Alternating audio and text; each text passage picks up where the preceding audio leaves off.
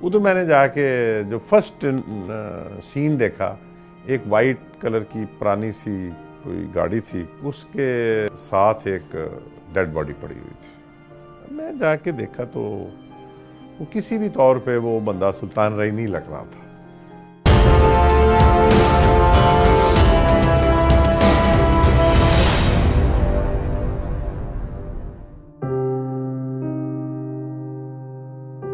DPO Sialkot मेरी तैनाती हुई, वो भी बड़ा क्राइम इन्फेस्टेड एरिया था। वो काफ़ी काम उधर जाते ही मुझे करना पड़ा, काफ़ी मेहनत करनी पड़ी। तो बड़ा हम तेज़ी से अभी कर रहे थे तो एक दिन एक इंसिडेंट बड़ा अजीबोगरीब हो गया। उधर एक जेल में सेशन जज साहब विजिट पे गए थे, उन्होंने सेशन जज पे जेल के कैदियों ने हमला कर दिया। जो सेशन जज साहब के साथ दो पुलिस के गार्ड्स थे, वो दोनों ज़ख्मी कर दिए उन्होंने। I immediately rush to the jail. वहाँ पे पहुँचे तो वहाँ पे काफ़ी हालात ख़राब थे। जेल में एक भगदड़ मची हुई थी, एक जिस तरह बगावत हुई हुई है इस टाइप के लोग, इधर भाग रहा था, कोई इधर ऊपर से फायरिंग हो रही थी, समझ नहीं आ रही थी क्या हुआ। थोड़ी देर बाद मैं अभी उधर खड़े थे, सेशन जज साहब भागते भागते आए, बड़े परेशान, मुझे बचाओ मुझे बचाओ। ऐसा क्या हुआ? मुझ पर हमला हो गया। मैंने उनको पकड़ के सुप्रीडेंट जेल के कमरे में उनसे बात शायद पूछी। उन्होंने कहा जी मेरे साथ और भी 18 जजेस थे, वो सारे यरगमाल बना लिए उन्होंने। अभी सेशन जज से बात ही कर रहे थे तो एक सिविल जज का मुझे फ़ोन आया कि सर इस तरह हम यरगमाल हो गए हैं फलां बैरक में। डिमांड्स उनकी ये थी कि हमें एक बस दी जाए, हमें 10 कलाशन कोफे दी जाए और हम सारे जो हमारे साथ यरगमाली हैं इनको साथ लेके जाएंगे। शाम तक हमें होम सेक्रेटरी का फ़ोन आया कि नहीं, आपको ऑपरेट करना पड़ेगा। It was a very very risky operation. वो जब हमने अलीट के जवान तैयार जो थे, उन्होंने अपना बड़ा अच्छा नक्शा वगैरह बना के जब उस पर अंदर वो दाखिल होने लगे ना, तो उन्होंने पिन पॉइंट पे ना सिविल जजेस रखे हुए थे, वो जो अंदर क्रिमिनल्स थे, वो दे immediately fired on temporal heads पे उनके फायर कर दिए। उन्होंने 3-4 जजेस को मार दिया। खैर पुलिस जो लीड थी अंदर दाखिल हुई, they killed all the criminals बाहर, और बाकी बंदे सारे यरगमाल। उन्होंने साथ को 44 इनमेट्स ऑफ द जेल जो थे उनको भी यरगमाल बनाया हुआ था। उस वक्त तो खैर वो सारे बड़े खुश हुए। सेशन जज भी बड़ा वॉज वेरी प्लीज कि बड़ा अच्छा आपने ऑपरेशन किया। लेकिन बाद में हुआ ये कि वो सारा मलबा पुलिस पे डाल दिया गया कि जी पुलिस ने शायद जजेस को मार दिया।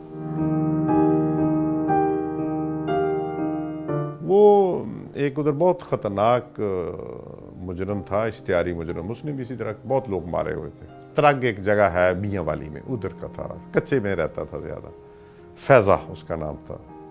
जो ही हम गाड़ी से उतरे, अब उतर के हम देखने लगे हैं तो एक ब्रस्ट आया। थैंक गॉड कोई आगे दरख्त रुख थे, वो अल्लाह ने हमें उधर बचा ली, वरना we would all have been slain there. फिर मैंने कहा इसमें क्रॉल करके चलना है उसके घर पे। अब वो ब्रस्ट मार के ना फिर वो निकल गया वहाँ से। तो फिर मैंने 2-3 टोलियाँ बना दी डिफरेंट कि इस तरह उसको क्लोज करते जाओ। अब वो भी आगे से फायर कर रहा है, हम भी इधर से फायर करते जा रहे हैं। मैं ना यूनिफॉर्म में नहीं था, वैसे जुमे का दिन था, वैसे एक खाकी सा ड्रेस मैंने शलवार कमीज पहना हुआ था। अब मैं इस तरह खड़ा हूँ, देख रहा हूँ सामने 2 बंदे मेरे इंतहाई करीब आ गए हैं, असले वाले। तो मैंने थोड़ा इंटेलिजेंटली ना उसको इशारा किया कि इधर नहीं आना है, इधर वो पुलिस खड़ी है, इधर को निकलो। अच्छा, वो उसने कहा किधर को? मैंने उसको इशारा दे दिया इधर को निकलो। वो आगे से भी पुलिस आ गई, पीछे से भी चली, साइड से, वो घेरे में आ गया। अब उसको पता चल गया कि मैं तो अब पकड़ा जाऊंगा या मारा जाऊंगा। वो आगे एक छोटा सा हाथा सा था किसी का डेरा, वो उस डेरे में दाखिल हो गया। तो यकदम उसने ना एक इतनी तेज कोई आवाज आई कि हमारे कान शल हो गए, बंद हो गए, होश उड़ गए। वो था रॉकेट लॉन्चर उसके पास, वो हमारे सरों के ऊपर से गुजरा। मीनवाइल उधर हमारे एयरफोर्स वाले भाई आ गए कि जी इधर तो हमारा बॉम्ब डंप है, आप अपना ऑपरेशन बंद करें। वो बेस कमांडर के साथ में बॉम्ब डंप देखने, तो उन्हें वो तो बिल्कुल साथ था। मैं बड़ा परेशान। अब मैं जब बॉम्ब डंप के से हो गया, वो 4 दीवारी सी बनी हुई थी, वो मैं उधर देख दूं कि अब मैं उस 4 दीवारी से थोड़ा सा सर ऊपर किया इसने पूरा ब्रस्ट निकाल दिया।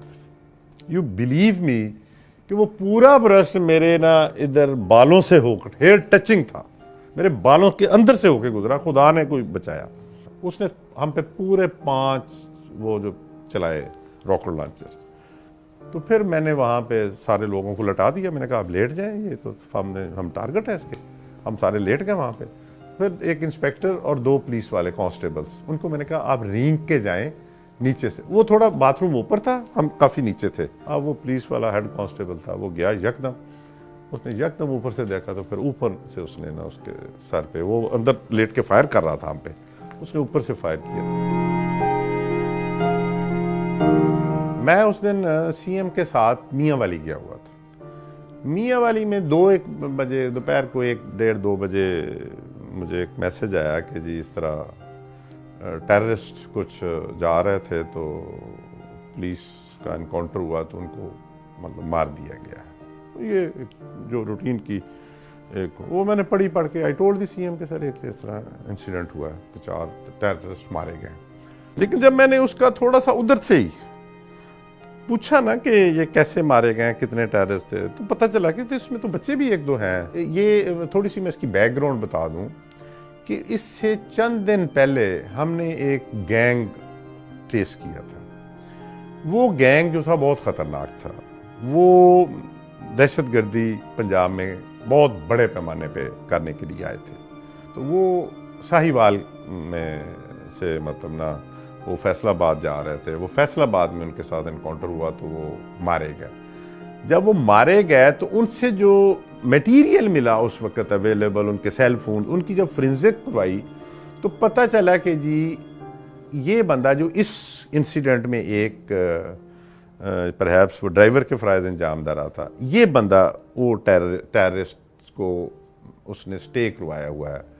उनके 2 साथी या 3 साथी इसके पास इसके घर में ठहरे हुए थे, जिसकी पुलिस ने रेकी करने के बाद पता चला कि जी वाकई इसने ठहरे हुए। अब कोइंसिडेंट ये हुआ कि वो गाड़ी निकली, वो गाड़ी वॉच हो रही है, करते करते जो बता रहे हैं कि यहाँ पहुँच गई। सीटीडी की टीम निकलते निकलते लाहौर से लेट हो गई। खैर वो इन्होंने बता दिया कि इस वक्त जो लाहौर की जुरिस्डिक्शन से निकल गया, अब ये साहिवाल जुरिस्डिक्शन पहुँच गया। तो साहिवाल वालों को सीटीडी वालों ने रब्ता किया कि इस तरह एक गाड़ी आ रही है, उसमें टेररिस्ट हैं। तो जब इन्होंने वो बगैर मतलब इनको चाहिए था कि पहले उसको प्रॉपर तरीके से उसको वेरीफाई करते फैक्ट्स को, इन्होंने नहीं की, वो गाड़ी के पीछे लगे रहे। उधर जाके वो साहिवाल वाली जो सीटीडी थी उन्होंने उसको इंटरसेप्ट करके उन्होंने उसको थोड़ा सा एक्सेस कमिट की। उस एक्सेस कमिट में क्रिमिनल नेग्लिजेंस या क्रिमिनल एक्ट भी हो सकता है।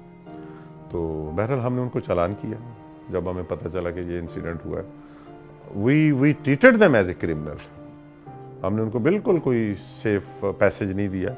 हमने उनको क्रिमिनल एक्ट के तहत चालान किया, जो जो उनका बनता था उसी तरह चालान किया। तो बाकी फिर वो कोर्ट्स में उन्होंने सुलह कर ली, पैसे ले लिए या क्या किया, वो एक बात की बात है। From our side it's a clear case of murder. मैं उस वक्त एडिशनल एसपी गुजरांवाला था।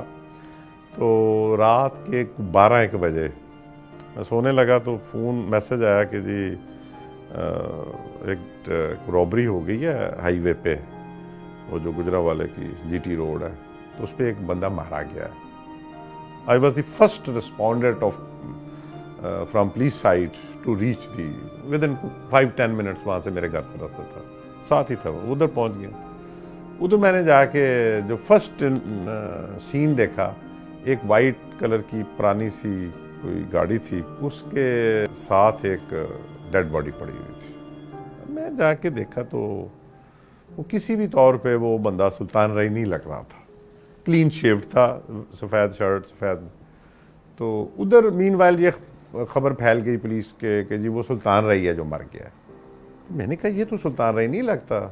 वो फिर बाद में उसका वो जो उसके साथ जो बंदा था ड्राइवर उसका, वो नीचे से आया, उसने कहा नहीं सर ये सुल्तान रई साहब ही हैं।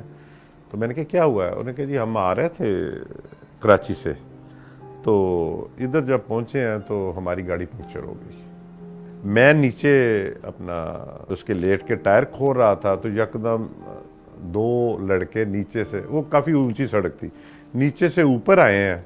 उनके पास कार्बाइन थी, पिस्टल भी नहीं था, तो पुरानी सी कार्बाइन वो हाथ से कटी हुई।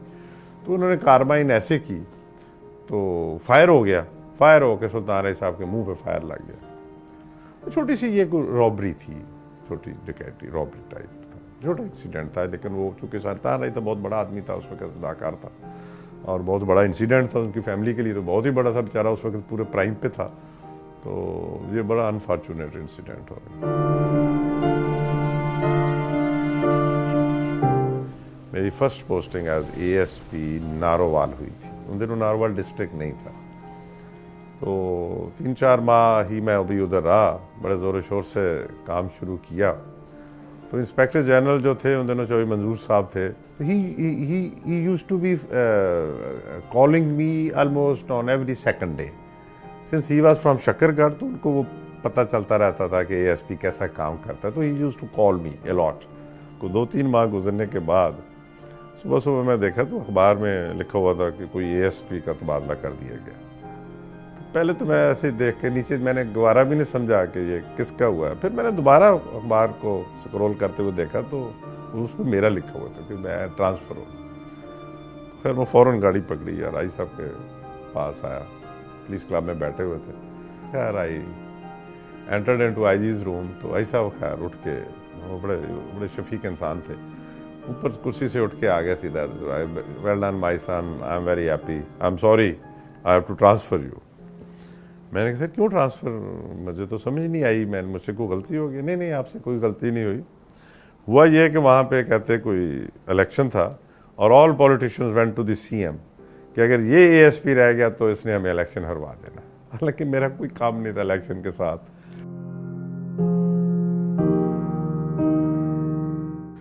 मैं एक दिन रस्से पे चढ़ रहा था, तो मुझसे रस्से पे चढ़ा नहीं जा रहा था। तो वो जो वो उस्ताद था ना, वो आया, मुझे आ कहता कि सर आपसे नहीं ये रस्सा चढ़ा जाना।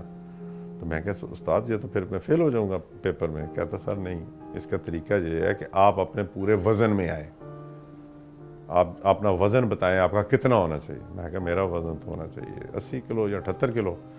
उनके सर फिर जिस दिन आप 78 किलो हो जाएंगे उस दिन आप 24 फुट रस्सा उसी दिन चढ़ जाएंगे।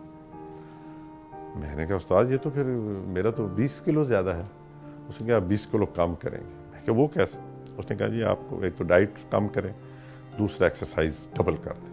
परेड के बाद वो हॉर्स राइडिंग करने के बाद फिर आके एक मेरा और रूममेट था, फिर हम शाम को 5 से 10 किलोमीटर भागते थे।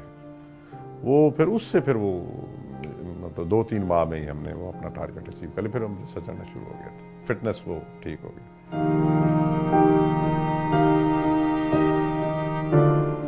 ब्यूरोक्रेसी ने ना अपनी जो अहमियत है उसमें फॉल्ट लाइंस ले आई है अपनी ही वजह से। उसमें कोई एक्सटर्नल वजह नहीं है, उसमें अपनी ही वजह से हमारा ब्यूरोक्रेसी की रेजिस्टेंस पावर कम हो गई है।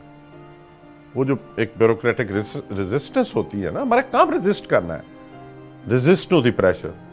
तो वो जो लोग नहीं करते फिर वो they compromise because of their positions, they compromise because of their posting transfer. वो करते करते करते अब हालात ये आ गए हैं कि other people have taken over. मतलब transfer of a district superintendent police is the job of an inspector general police, लेकिन वो इलाके का MNA MPA कहता है मेरी मर्जी से लगेगा। बाकी अदारों में ऐसे नहीं होता, वहां पे वो अपनी ट्रांसफर पोस्टिंग अपनी मर्जी से करते हैं। दैट इज वाई के वहां पे सिस्टम ठीक चल रहा है।